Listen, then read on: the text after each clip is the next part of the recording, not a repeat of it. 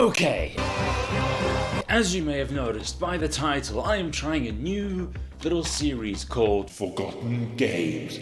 Basically, where I take a look at games that you probably don't remember, probably because they were average, but ones that I still kind of love, okay? And this time we're looking at Lord of the Rings Conquest, which basically is like Star Wars Battlefront 2 from 2005. It's by the same developers, Pandemic, but in Lord of the Rings. Now that does sound amazing, and don't get me wrong, this game has its really amazing moments, but I think the reason why it's not talked about that much is because it had a lot of flaws, namely the melee combat.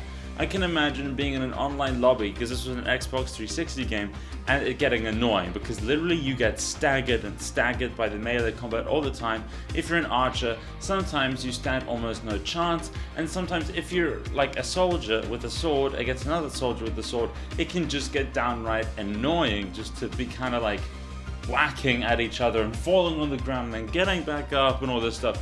But that being said, this game had some really cool concepts that when it comes down to just, co-op split screen or 1v1 split screen where it's just kind of, casual, makes the game really, really fun. I mean, number one, the amount of locations in this game is crazy.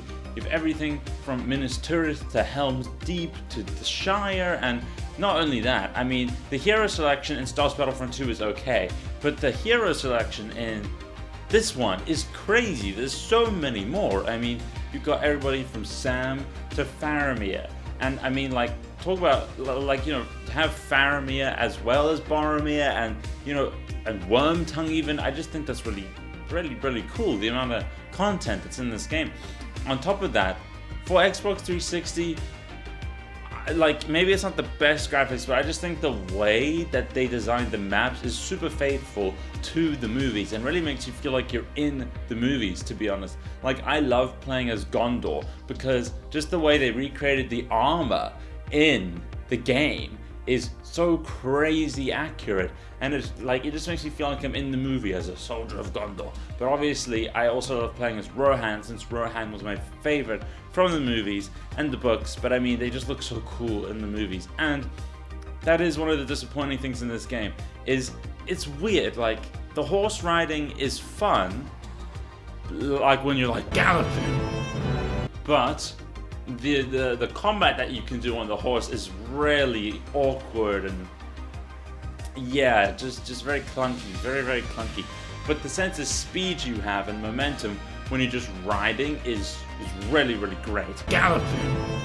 You have two campaigns, the one that takes you through the normal story of the movies, and another one which is an alternate take as you play on Sauron's side, taking over, the world of men, and then, spoilers, of course, you win as Sauron at the end, because the alternative campaign where Sauron wins. It's pretty cool. They added that in there, and it's almost more interesting because it's like they had to make their own story up for that, and it diverges from the movies, and that way you get to see like an alternate thing that you didn't get to see in the movies. I just think that's really cool. And while I said the melee combat is pretty bad, it has really great ideas to it. Like, for example, you hold down the left trigger and your blade gets engulfed in flames, and you get these special attacks where you're like,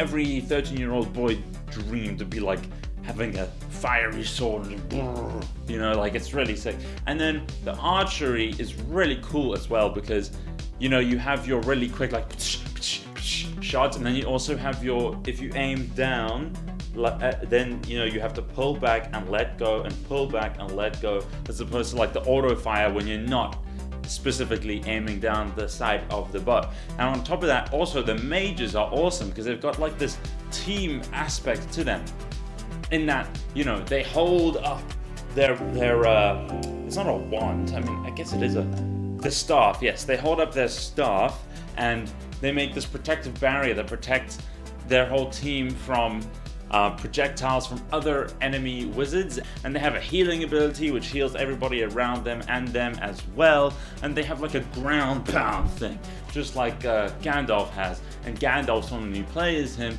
is pretty damn fun, it feels like there's a lot of oomph in it. And if that wasn't enough, you also get to play as Ents, the Balrog trolls. Instead of vehicles, like in Star Wars Battlefront 2, you get to play as an Ent. You know, it's pretty sick, honestly. I really like it. I really, really like it.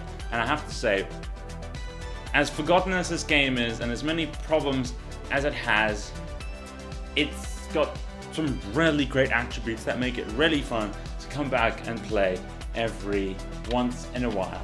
And if you can get your hands on this game somehow, I would very much recommend that you do it. Because, like I said, it's a lot of fun, even if it's flawed in a lot of ways. You know, I find that those flaws don't matter as much when you're just playing with a friend, farting around, having fun.